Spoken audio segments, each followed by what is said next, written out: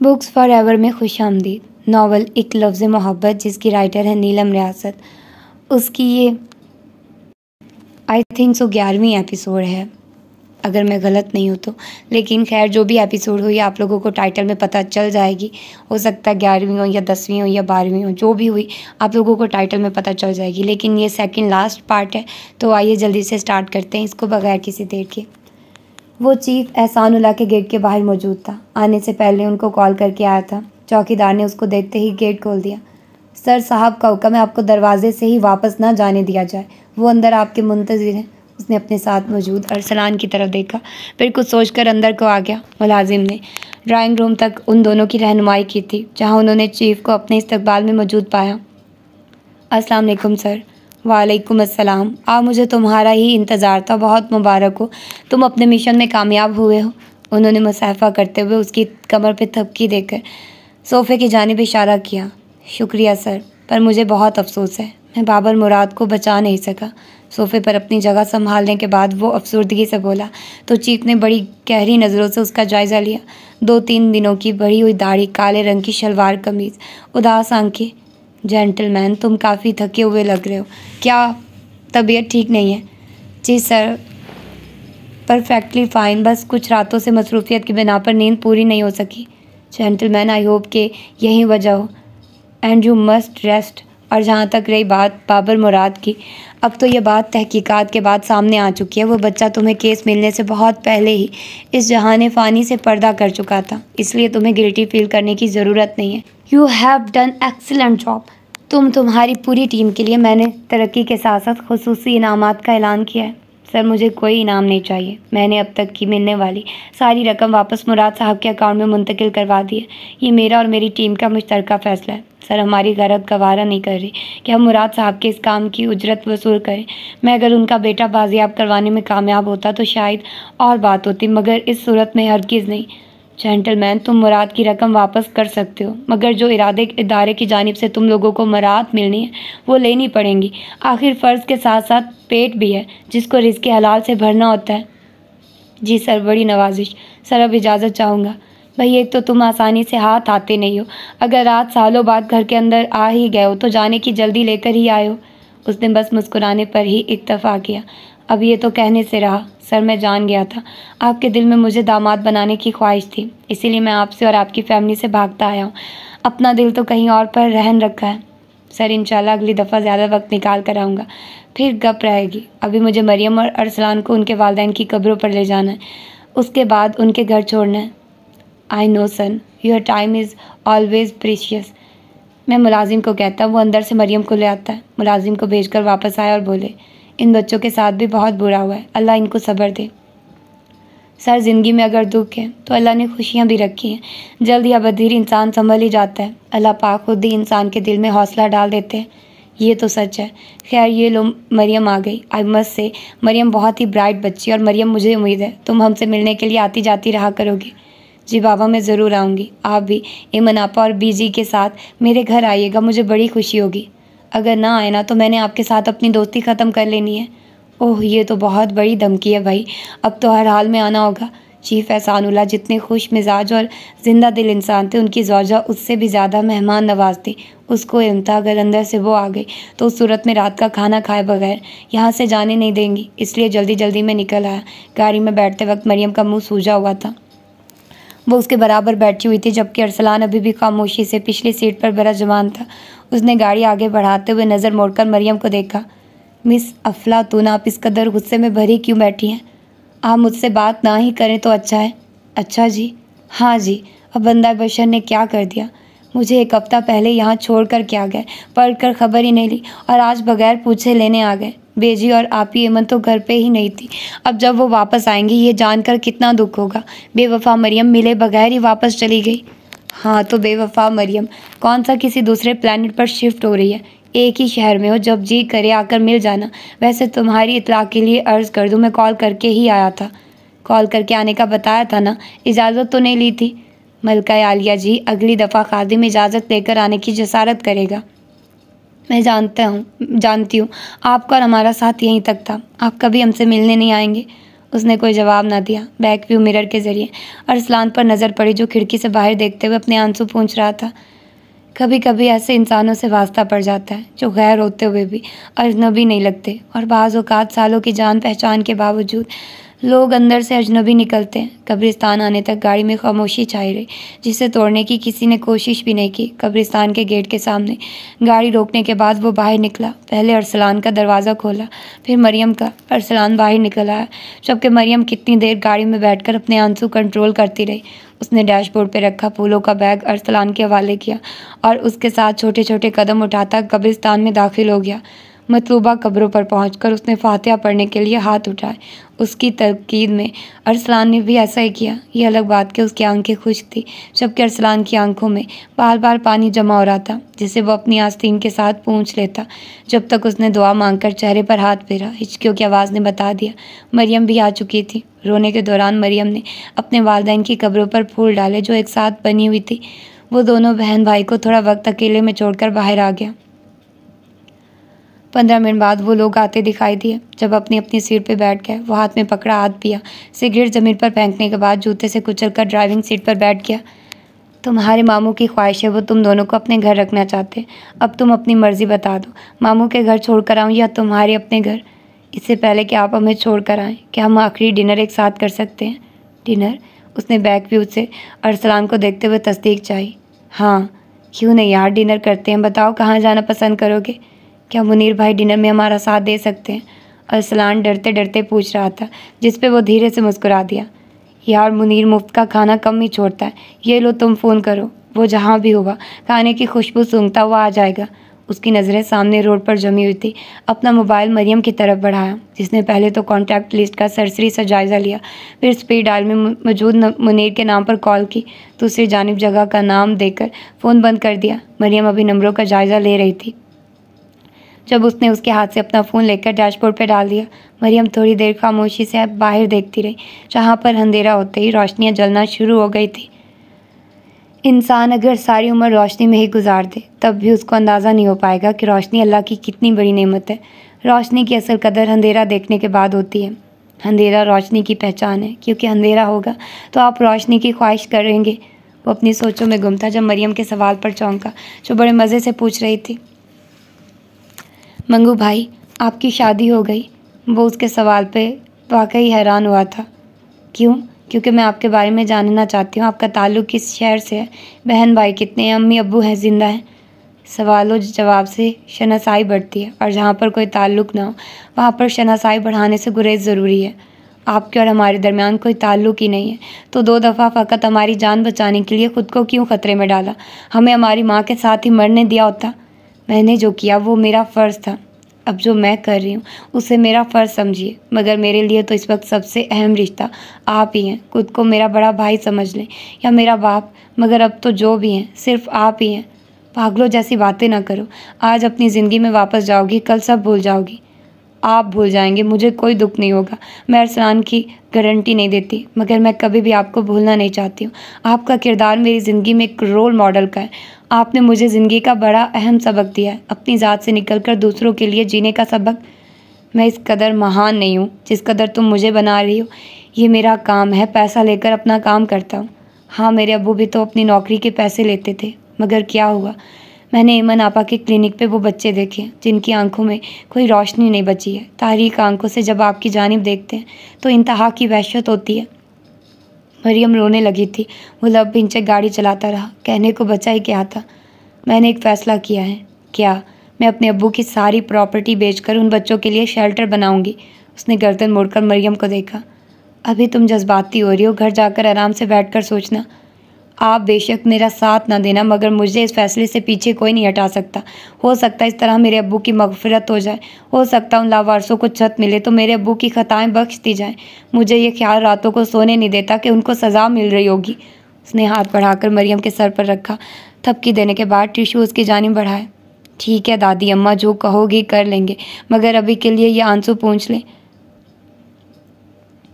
आंसू साफ करने के बाद वो एक दफ़ा फिर शुरू हो गए। बताया नहीं, शादी हो गई है, यानी तुमने जान नहीं छोड़नी। सोचिएगा भी मत, ये जिन्नों की मखलूक में से है। जब एक दफ़ा चिमट जाती है मर कर ही जान छोड़ती है। अरसलान की बात पर मंगू का कहका बेसाख्ता था। तुम तो खामोश ही रहो, डायनासोर कहीं के। अच्छा, मैं अपना सवाल अल्फाज बदल कर करती हूँ। आपके फ़ोन में जिस नंबर पर ज़िंदगी लिखकर सेव किया गया है वो कौन है? मंगू के दिल ने बीट मिस की थी। चेहरा संजीदा हो गया। स्टीयरिंग पे ग्रिप्स मजबूत हो गई। वो वही है जिसके बारे में जानने का तुम्हें तजस्सुस हो रहा है। मरियम का चेहरा खिल उठा। ताली मारते हुए बोली, हाय सच्ची, मुझे पहले ही शक हुआ था। क्या वो आपकी वाइफ है? देखने में कैसी है? वो जैसे किसी ख्वाब किसी कैफियत में बोला, वो रोशन सवेरा है, सूरज की पहली किरण है। How sweet. अब तो मुझे हर हाल में उनको देखना है। क्या आपके पास उनकी कोई तस्वीर है? लड़की, ब्रेक के पैर रखो प्लीज़। तस्वीर है तो दिखा देना, आपका क्या जाएगा? तुम मेरे तमाम रूल्स के खिलाफ मुझसे पर्सनल गुफ्तगू कर रही हो। पहले हवाला पूछा, अब तस्वीर मांग रही हो। अगली फरमाइश करोगी उससे मिलवा कर लाओ। नहीं, आप बस तस्वीर दिखा दे, मिल मैं खुद आऊँगी। हाँ, इतनी ही तुम सुपर वुमेन। फ़ोन की गैलरी में लगा पासवर्ड हटाकर फ़ोन दोबारा मरियम के हाथ में दे दिया। अरसलान भी अपनी जगह से उठकर मरियम की सीट की पुष्ट पर खड़ा होकर तस्वीर देखने लगा। मंगू भाई, she is so cute. Mangu बदमज़गी से बोला, she is not cute, she is pretty. उसके अंदाज पर मरियम हंसती चली गई। क्यूट कहने पर क्यों गुस्सा आया? क्यूट बच्चों को कहते हैं। And she is a big girl. क्या आपकी हम उम्र है? नहीं, मेरे से 4 साल छोटी है। मिली कहाँ? ख्वाबों में। मरियम हंसते हुए बोली। ये कैसा जवाब है? वो भी मुस्कुरा दिया। आपको उनसे मोहब्बत हुई या उनको आपसे? उसके चेहरे पर तो हमेशा नो लिफ्ट का बोर्ड लगा होता था। ये तो अपना दिल ही बेवफा निकला। पहली दफ़ा उनको कब और कहाँ देखा? बचपन से जानता हूँ, मगर जब पहली दफ़ा उसको गलत नज़र से देखा तब वो 15 साल की थी और मैं 19 साल का। क्या सीधे से जाकर इजहार मोहब्बत कर दिया? मुझे उससे शादी करनी थी, मुआशका नहीं चलाना था। इसलिए उसकी बजाय अपने वालिदैन को बताया था, बल्कि कहा था आज ही रिश्ता लेकर जाएं, और वो मान गए। पार्किंग में गाड़ी लगाते हुए वो धीमे से हंसा, जैसे पुराने वक्त फिर से याद आ गया। माने नहीं थे, बल्कि अच्छी खासी छितरौल की थी। मुझसे तो तसव्वुर भी नहीं किया जा सकता आप किसी से मार खा सकते हैं। हम हर किसी के सामने शेर बन सकते हैं, पर अम्मा की जूतियाँ गीदड़ बनकर ही दिखानी पड़ती हैं। उसने इंजन बंद करके मरियम की जानिब देखा जो पूछ रही थी, आगे क्या हुआ? आगे ये हुआ कि रेस्टोरेंट आ गया और हमने अंदर जाकर खाना खाया। चंद पल तो मरियम समझी ही नहीं, फिर हंसने लगी। जान छुड़ाने का अच्छा अंदाज है, मगर मुझे जानना आगे क्या हुआ। वो गाड़ी से निकल आया। अरसलान की मतलाशी नज़रें इर्द गिर्द देखते हुए कुछ ढूंढ रही थी। मंगू ने उसकी तवज्जो रेस्टोरेंट के अंदर करवाई, जहां मुनीर एक मेज़ पर बैठकर मेन्यू पढ़ रहा था। अरसलान के चेहरे पर सारी उदासी उड़छू हो गई। अगले पल उसने अंदर को दौड़ लगा दी। मंगू भाई, बताइए ना आगे क्या हुआ? वो आपको कैसे मिली? बड़ी ज़िद्दी हो। खैर, अपने घर से जूते खाने के बाद मैं उसके वालिद के पास गया। यकीनन उधर से भी जूते ही खाए होंगे। मंगू मुस्कुराया।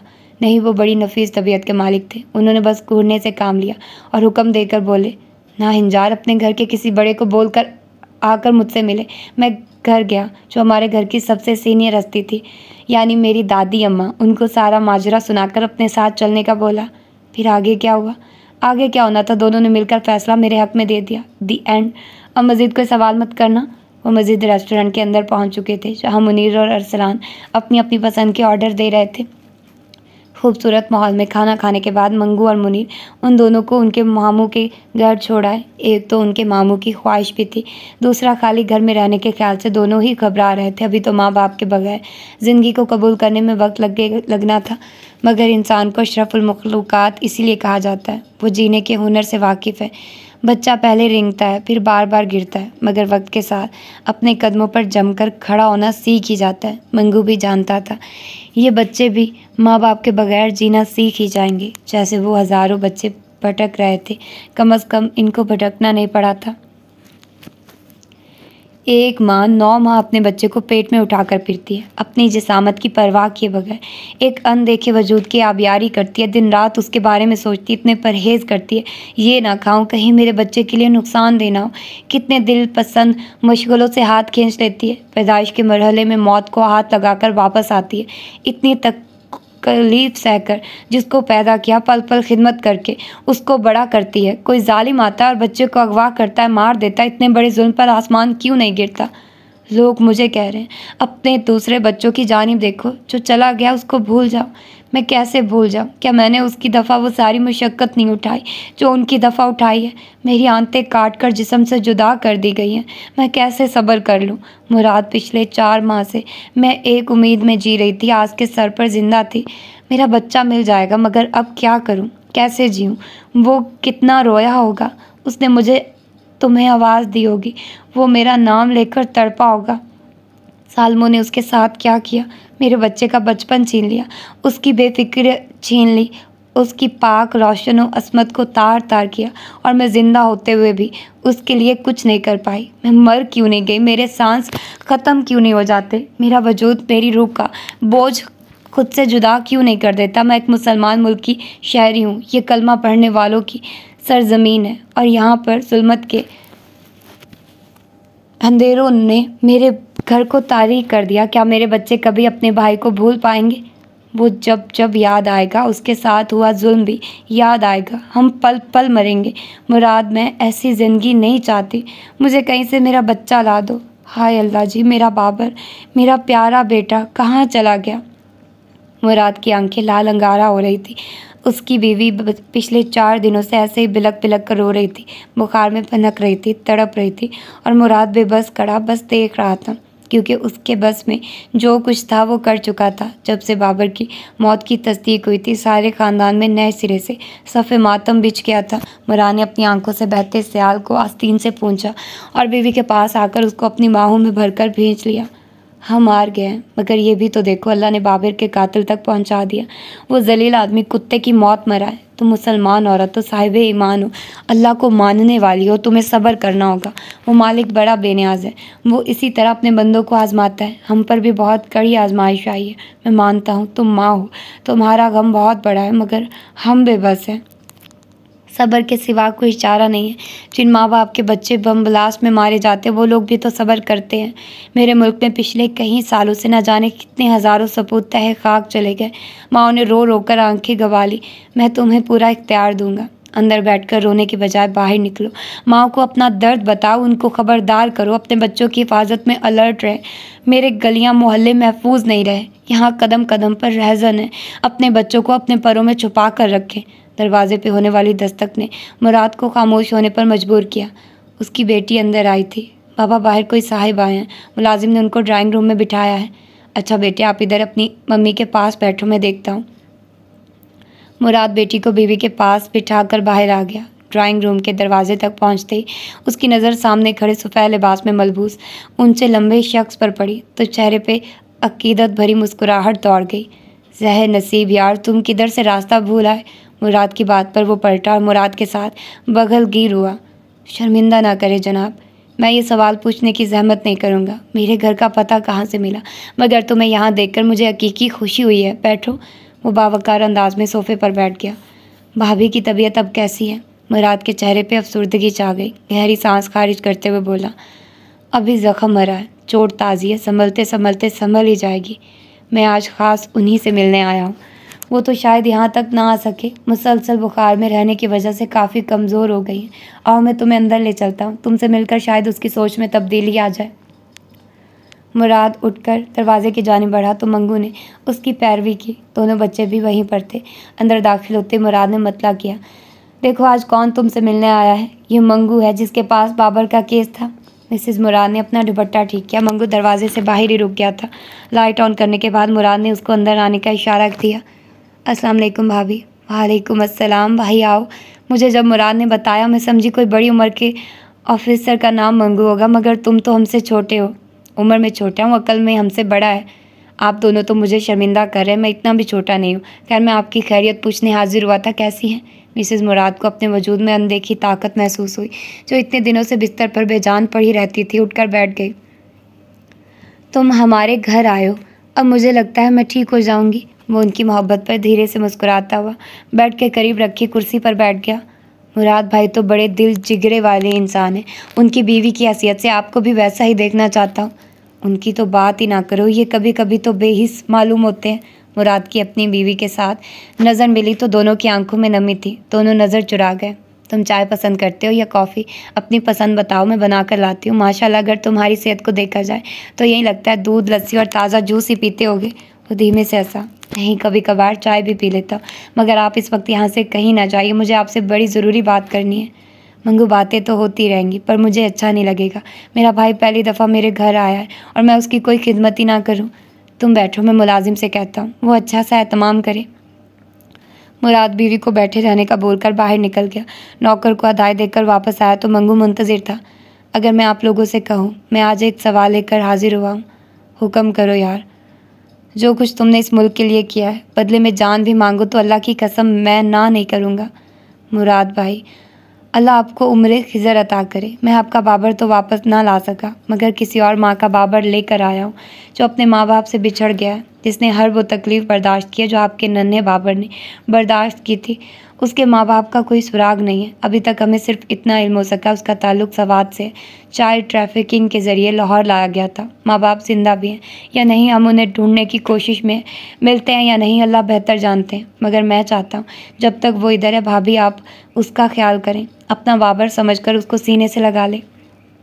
आपका दिल ना माने तो भी खैर है, कोई ज़बरदस्ती नहीं है। क्या तुम उसको अपने साथ लेकर आए हो? मिसेज़ मुराद ने अपने आंसू पूंछते हुए मजबूत आवाज़ में पूछा था। जी, बाहर गाड़ी में बैठा है। मिसेज़ मुराद ने अपने शौहर की नम आंखों में देखते हुए पूछा। बाबर के बाबा, मैं उसको अंदर बुला लूँ? मुराद ने कुछ देर संजीदगी से बीवी का चेहरा पढ़ा और हाँ में गर्दन हिला दी। मुलाजिम के साथ जो बच्चा कमरे में दाखिल हुआ सारे नफूस को हैरान कर गया। नीली आंखें, खिलता सुर्खों सफ़ेद रंग, गहरे भूरे बाल, 8-9 साल का सेहतमंद बच्चा था। लब सख्ती से भींचे हुए थे। इधर आओ बेटा। मिसेज़ मुराद के बुलाने पर वो धीमे धीमे कदमों से चलता उनके पास आया। अपने पास बैठाकर प्यार से उसके बाल संवारे, जो घबराई हुई नज़रों से सबकी शक्लें देख रहा था। बेटे, आपका नाम क्या है? वो कितनी देर तक कुछ नहीं बोला, बस मिसेज़ मुराद का चेहरा देखे गया। बहुत देर बाद नज़र मोड़कर मंगू की जानिब देखा, जो उसका हौसला बढ़ाने को बोला। ये आंटी बहुत अच्छी हैं, ये अंकल इनके शौहर हैं, और ये जो बहन भाई देख रहे हो ये इन आंटी के बच्चे हैं, तुमसे दोस्ती करना चाहते हैं। मगर मैं आपके अलावा और किसी का दोस्त नहीं बनूंगा। यार, मेरे पास तो एक भी खरगोश नहीं है, आंटी के पास तो बहुत सारे खरगोश हैं। इन अंकल का अपना फॉर्म है, अब खुद सोच लो दोस्ती करनी है या नहीं। नीली आंखें ढेर सारी हैरत लिए मिसेज़ मुराद की जानिब उठी। क्या आपको खरगोश पसंद है? मिसेज़ मुराद को अपनी आवाज़ ढूंढने में दिक्कत हुई, पर बल आखिर बोली, जी बेटा, मुझे खरगोश बहुत पसंद है। क्या आपके घर में खरगोश हैं? हाँ जी, पूरे 4 खरगोश हैं और 2 छोटे बच्चे भी हैं। अगर मैं आपसे दोस्ती कर लूँ तो क्या आप मुझे अपने खरगोश के साथ खेलने देंगी? मिसेज़ मुराद ने एक दफ़ा फिर अपने आंसू साफ करते हुए सरस बात में ला दिया। तुम अगर इधर मेरे पास रहोगे तो सारे खरगोश तुम्हारे होंगे। क्या आप सच कह रही हैं?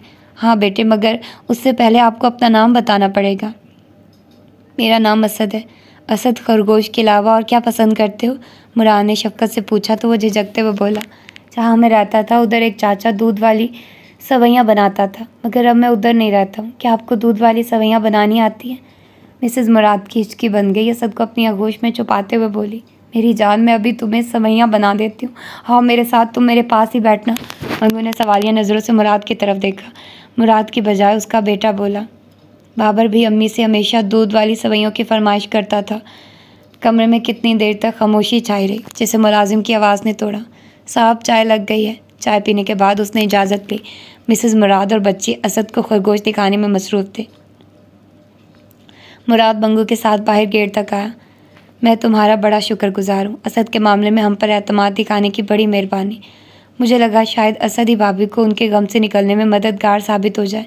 बाबर को भूलना तो मुमकिन नहीं है, मगर दिमागी तौर पर थोड़ी मसरूफ़ हो जाएंगी। हाँ, अभी तक तो तुम्हारा प्लान काम करता नज़र आ रहा है। वो इतने दिनों से बेड पर पड़ी थी, आज उठ गई है। ये पहला कदम है। अल्लाह पाक सब्र देंगे मुराद भाई। जाने वालों का पीछे सिर्फ गम रह जाता है, पर मैं आपको मुबारक देता हूँ। आपका बेटा चला तो गया, मगर वो जाते हुए कहीं माओ की गोद आबाद कर गया। एक बहुत अहम पहलू की जानिब हमारी तवज्जो मबजूल करवा गया है। हाँ, पहले कभी ऐसे वाक़यात सुने तक ना थे, मगर आजकल देखने में आ रहा है हमारे माशरे में हम जिन्स ताल्लुकात का रुझान बढ़ रहा है। मुराद भाई, आज जो बहुत ज़्यादा लिबरल माशरे हैं, उनमें भी जो ख़ानदानी और बात वाले लोग हैं, वो इस अजाब को अजाब ही समझते हैं, इंसानी हकूक़ की आज़ादी नहीं। एक इस्लामी रियासत में तो इन बातों पर बड़े सख्त कानून होने चाहिए। दीन इस्लाम इतना मॉडर्न और जदीद मज़हब है। इस्लाम में मर्द के ख़तने करने का हुक्म है, जो किसी और मज़हब में नहीं। इस्लाम साइंस ने यह साबित कर दिया, ख़तने करने से एड्स जैसे मूजी मर्ज़ का ख़तरा कम होता है। अफ्रीका में गांव के 2 हिस्से, एक तरफ मुसलमान आबादी है, दूसरी तरफ सारी ईसाई आबादी है। मुसलमान आबादी में बच्चों के ख़तने होते हैं, इसी वजह से वहाँ एड्स का तनासुब ईसाई कम्युनिटी के मुकाबले में बहुत कम है। इसी तरह हम जिन्स ताल्लुकात में भी एड्स और एड्स के अलावा और बहुत सी बीमारियों का ख़तरा होता है। अल्लाह ने यह काम भी हमारे हर हमारे पर हराम कर दिया। इस्लाम हमें बुराई से रोकता है तो सिर्फ हमारी फलाह व बहबूद के लिए, और हम मॉडर्निज्म के शौक़ में बुराई की दलदल में उतर रहे हैं। मुराद भाई, हम लोग वो हैं जो मंजिल का निशान बनाने वाले थे, आज हम खुद ही अपनी मंजिल भुला बैठे हैं। हमारे माशरे का एक ही रवाज है, मट्टी पाव वाला। हर बात पर यह कहकर आगे बढ़ जाते हैं, ये कौन सा हमारे घर का मसला, किसी और की टेंशन में घुसने की क्या ज़रूरत है, मट्टी पाव और आगे जाओ। मैंने इस केस को ड्रॉप नहीं किया है। हम इंशाल्लाह अपना काम जारी रखेंगे। पकड़े जाने वाले तमाम लोगों पर केस चलेंगे और तमाम के तमाम केस पब्लिक किए जाएंगे। आम तौर पर हमारे यहाँ हादसे की खबर टीवी पर चला दी जाती है, ये नहीं बताया जाता उस जुर्म पर सज़ा क्या सुनाई गई, क्योंकि बहुत कम कार्रवाई होती है जिससे जुर्म का चर्चा तो हो जाता है, उसकी पादाश में किसी का इबरतनाक अंजाम नहीं दिखाया जाता। हम ये रवाज बदल रहे हैं। हम पहले सज़ा दिलवाएंगे, उसके बाद मुजरिम को मीडिया के सामने बेनकाब करेंगे ताकि लोगों को इल्म हो। यहाँ जुर्म करके बच्चे कोई नहीं चाहिए, वो कितना ही ताकतवर क्यों ना हो। अल्लाह तुम्हें तुम्हारे मिशन में कामयाब करे। तुमने मुझसे फ़ीस तो नहीं ली, मगर मेरी चाहत है जो बच्चे बाजियाब हुए हैं उनके लिए मैं कोई ना कोई तावन ज़रूर करूं। इसके लिए इस दफ़ा जो रकम मैं तुम्हारे अकाउंट में भेजूँ वो वापस मत करना। जो हुक्म भाई साहब, इंशाल्लाह फिर मुलाकात होगी।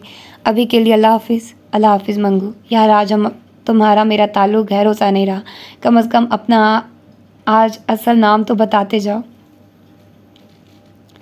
उसने हंसते हुए अपना असल नाम बताया और गाड़ी की जानिब बढ़ गया। मुनीर हेडसेट लगाए गेम्स खेल रहा था।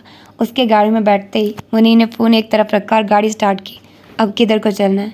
अब होम स्वीट होम। आपके होम या मेरे? तुम भी मेरे वाले ही चलो, मज़ा रहेगा। आंटी से डांट तो ना पड़ेगी? वो मुझे ही पड़ेगी। मेरी खातिर एक आध ताना खा लेना। आपकी खातिर गोली खाते खाते बचाओ। अम्मा की डांट तो गोली से भी तगड़ी होती है। मंगू ने हंसते हुए सीट पीछे को लंबी करके अपनी टांगें सीधी की और रिलैक्स होकर बैठ गया। सारा घर मेहमानों से भरा हुआ था। ख़ानदान की नई नस्ल में पहली शादी थी, इसलिए दूर और करीब के सभी रिश्तेदार मौजूद थे। इतना बड़ा घर था, मेहमान आसानी से समा गए थे। चूड़ियों की खनक और नशीले कहके आती जाती दो शिजाओं के रंगीन आंचल, ढोलकी की थाप पर गाए जाने वाले रवायती टप्पे, हर पहलू दिल आवेज था। लड़कों की माएँ तो फूले नहीं समा रही थी, एक एक रस्म को निभाया जा रहा था। थोड़ी देर पहले हीरा और फातिमा को मेहंदी लगाई गई थी, अब लड़कों की बारी थी। मगर वासे का क्या करते, जिसकी एक ही जिद थी, जब तक फरबूद नवाजिश घर नहीं आ जाता वो मेहंदी नहीं लगवाएंगे। रात के 12 बज गए थे। फरबूद के बारे में किसी को भी इल्म ना था, वो इस वक्त कहाँ पाया जा रहा है। नवाजिश अली अपने फ़ोन से उसका नंबर ट्राई कर रहे थे, मगर फ़ोन मुसलसल बन जा रहा था। इस लड़के ने लापरवाही की हद की हुई है। 1 हफ्ता हो गया इसको घर से निकले हुए, कहकर गया था कंपनी की तरफ से टूर पर जा रहा हूँ। इस 1 हफ्ते में उसने सिर्फ 2 बार ही मुझसे रब्ता किया है। ऐसा तो वो लोग भी नहीं करते जो बाहर के ममालिक में रोज़गार कमाने जाते हैं। शमीम झुंझलाई हुई बैठी थी, दिल ही दिल में परेशान भी थी। कम अज़ कम फ़ोन तो उठा ले। चच्ची परेशानी की बात नहीं है, मेरी सुबह ही उससे बात हुई थी, ठीक ठाक है। उसने वादा किया था मेहंदी की रस्म तक पहुँच जाएगा। वासे के बताने पर उनके दिल को कुछ तसल्ली हुई। तभी वो सास की जानिब मुड़ी। अम्मा आज आप बड़े तहम्मुल का मुजाहरा कर रही हैं। लाडले पोते की बात है ना, वरना अगर हम में से कोई इस तरह लेट होता तो आपने सबकी शामत बुलाई हुई होनी थी। तुम मेरे बच्चे को इस घर के लोगों से मत मिलाओ, वो तुम सब जैसा गैर जिम्मेदार नहीं है। अगर उसने वादा किया हुआ है तो बेफिक्र रहो, पहुँच जाएगा। बस रास्ते में कोई परेशानी ना हो। सास की बात पर शमीम ने दिलो जान से आमीन बोला था। वैसे बहू, तुमने फरबूद की शादी कहाँ करनी है? मेरी मानो तो आशी ने जो बताया था ना कि वो किसी गोरी को पसंद करता है, चुपचाप उसकी शादी वहीं कर दो। अम्मा मेरा एक बेटा है, मैं क्यों उसके लिए गैर मज़हब की लड़की लाऊंगी? मेरी नस्लें ही जाती रहें। तुम्हारा बेटा अब समझदार उम्र को पहुंचा हुआ है, अगर वो किसी को पसंद करता उसकी शादी वहीं करो। क्या कल को तुम्हारी पसंद के साथ इंसाफ ना करे तब क्या कर लोगी? अम्मा ये आप कह रही हैं? हाँ तो इसमें बुराई क्या है? तुम्हारा बच्चा इतना नेक और सआदतमंद है, न जाने दिन से लेकर रात तक कहाँ का कैसी कैसी खाक छानता है। तुम उसको एक ज़रा सी खुशी नहीं दे सकती हो? कैसी माँ हो?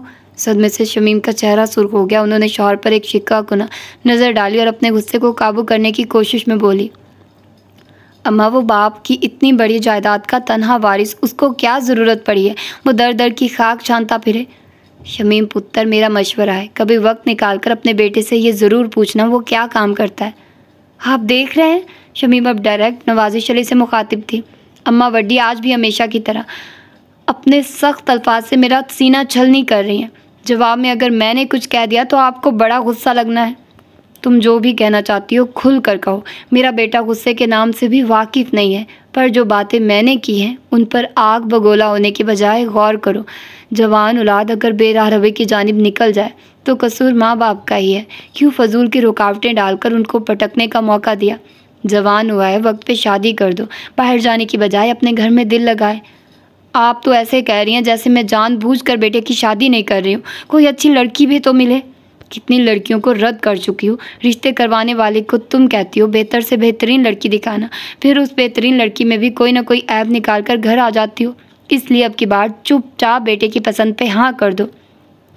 ये शोशा आयशा ने छोड़ा हुआ है, वरना फरबूद ने तो कभी किसी लड़की का जिक्र नहीं किया। चलो तुम औरों के ही कसूर निकालना। वो 4-5 लोग बाहर वाले गेट के पास बैठे हुए थे। शमीम जवाब में कुछ कहने के इरादे में थी जब गेट के बाहर काली BMW रुकी। वासी ने खुशी से नारा मारा, लो जी आ गया अपना शहजादा। चलो ए ढोल वाले को बोलो बजाए ज़रा। 3 ढोल एक साथ बजे थे, जिसकी वजह से तमाम मेहमान जो टोलियों की शक्ल में बिखरे हुए थे यकदम मतवज्जे हो गए। लड़के सारे बाहर को निकल गए। कैमरे वाला आ गया। वासी ने फरबूद के गले लगकर ज़ोर से भींचा, फरबूद तेरे लारे मुंडे रहन कवारे। हंसते हुए फरबूद ने वासी की जप्पी का जवाब दिया, मैंने कब कहा था मेरे इंतज़ार में बकरी बनकर बैठना। पर मैं मेहंदी लगने के बाद सबसे पहली चमाट तुझे मारना चाहता था। क्या पता मेरी चमाट खाकर ही तेरी लॉटरी निकल आए। शमीम फरबूद को आवाज़ें देती ही रह गई।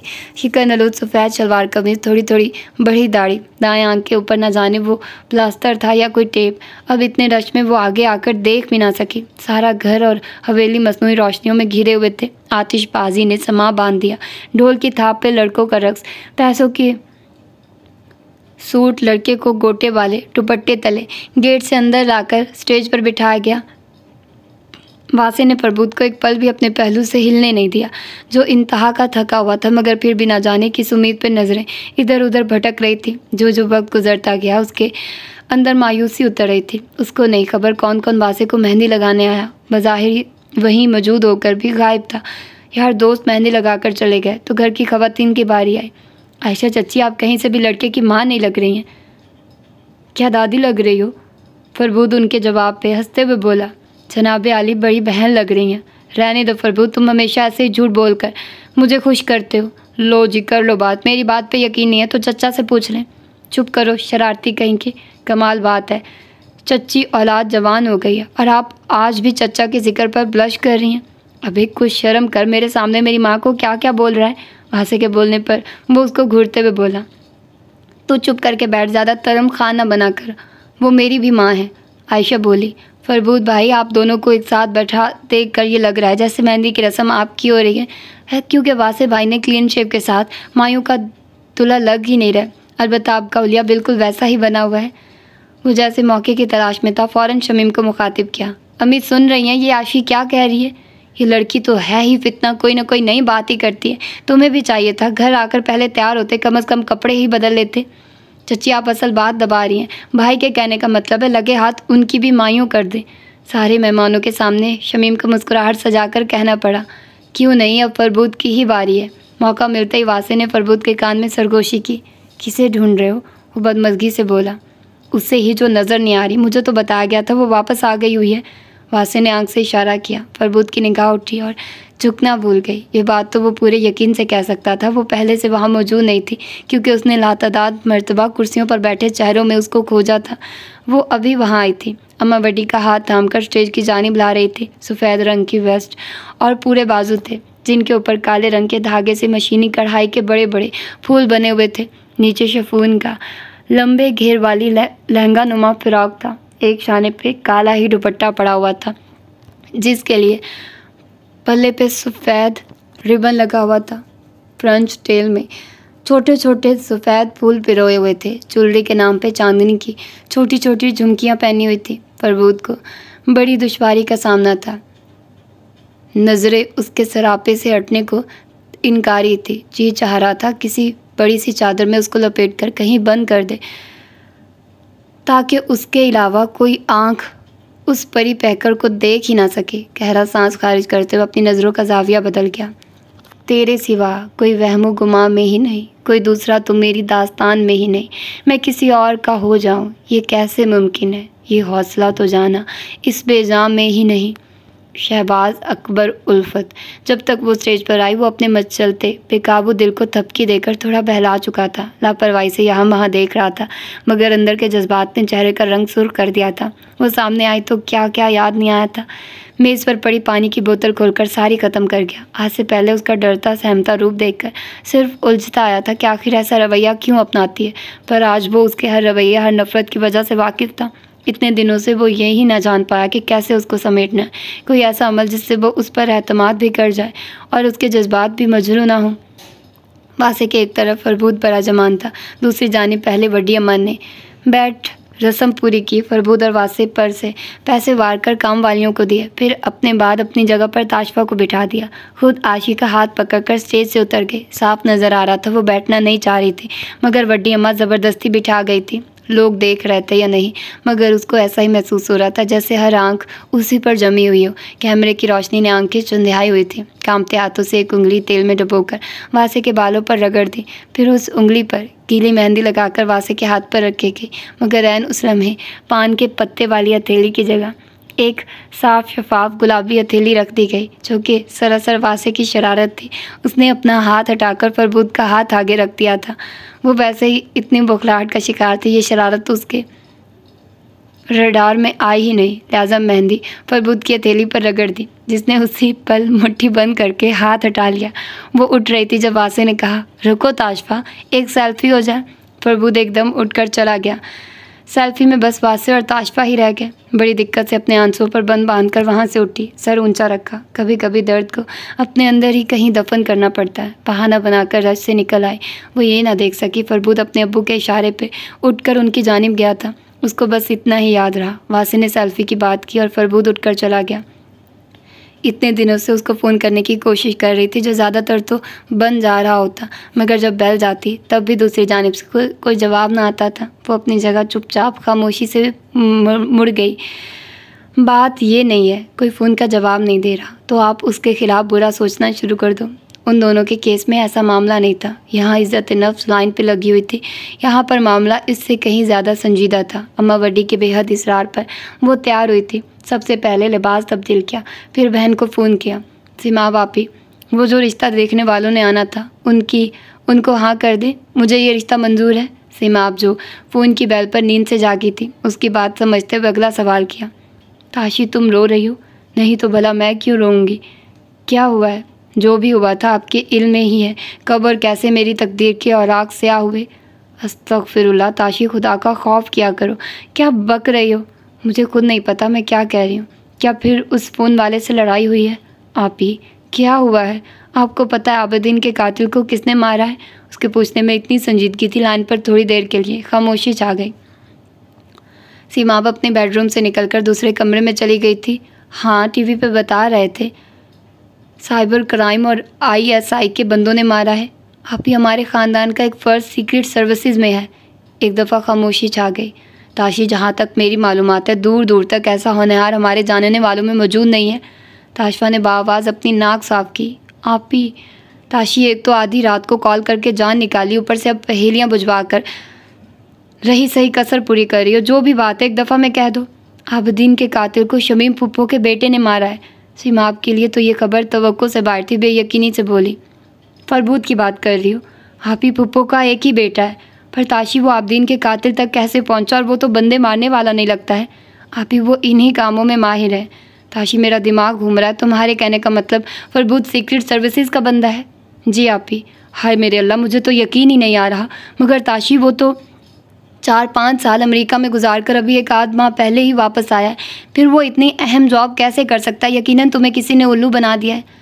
आप भी वो बाहर जाने से पहले इसी फील्ड में थे। बाहर सिर्फ एक कोर्स करने के लिए गए थे, जो 2 साल में ख़त्म करके वतन वापस आ गए थे, जिसके बारे में घर वालों को नहीं बताया। 2 माह पहले वो अमेरिका से नहीं कराची से आए थे, पर यहाँ सब यही समझते वो अमेरिका 4-5 साल रहे हैं। ताशी, कोई फिल्म देखी है या कोई जासूसी नावल पढ़ा है? ऐसा भला कहाँ होता है? अगर वो अमेरिका की बजाय पाकिस्तान में था, घर वाले इतने बेवकूफ़ तो नहीं हैं जो ये ना देख पाएँ जिस नंबर से वो फ़ोन करता है वो पाकिस्तान का या अमेरिका का। आप ही जो नंबर एक दफ़ा फीड कर लो, रोमिंग में वही नंबर आता है, तो फिर तुम चाहे जिस मर्ज़ी मुल्क में बैठ जाओ। और आज अमेरिका का नंबर पाकिस्तान में रहकर इस्तेमाल करना भी कोई बड़ी बात नहीं है। आपका फ़ोन लाइन से कनेक्ट हो, आप दुनिया में कहीं भी हो फ़ोन उठा सकते हैं। मेरे दिमाग की खिचड़ी बना दी है, पर पप्पू ही ने उसको ऐसी फील्ड में जाने की इजाज़त कैसे दे दी? वो तो फरबूद के बचपन से ही उसके मामले में बड़ी पॉजेसिव ही है। पप्पू को इल्म नहीं है, ये कैसे मुमकिन है? माँ को खबर ही ना हो बेटा क्या काम करता है? इसका जवाब आपके सवाल में ही छुपा हुआ है। पुप्पी को अगर भिनक भी पड़ जाए, उनका वैसे ही हार्ट फेल हो जाना है। बेटे से बढ़कर उन्हें कोई अजीज़ नहीं है। जिस फील्ड में तमाम रिस्क आपकी प्लेट में रहते हो, वो कैसे बाखुशी बेटे को इस राह पर जाने देती? उन्होंने इजाज़त मांगी, पर पुप्पी ने रोना धोना शुरू कर दिया, जिसका नतीजा ये हुआ उन्होंने माँ को बताए बगैर ज्वाइन कर लिया।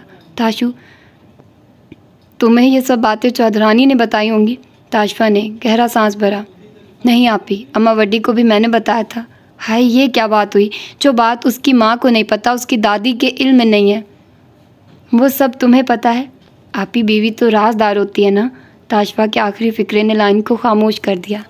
याहू, मुझे पता था यही होना है। मैं कह रही थी कि फरबूद ही वो सारा बंदा है, वही सीक्रेट एजेंट है, वही ड्रामे कर रहा है, हर जगह वही होता है और कहीं ना कहीं से वही निकल आता है। और मुझे पता था कि ये ड्रामे कर रहे हैं। और खैर, यकीनन आप लोगों को भी अच्छा लगा होगा कि ये जानकर के फरबूद ही असल में वो बंदा है जो ये सब कर रहा था। तो खैर, मुझे भी बहुत अच्छा लगा और मैंने इस नावल को बहुत ज़्यादा इंजॉय भी किया है, क्योंकि इसमें सस्पेंस भी बहुत था और थ्रिल भी था।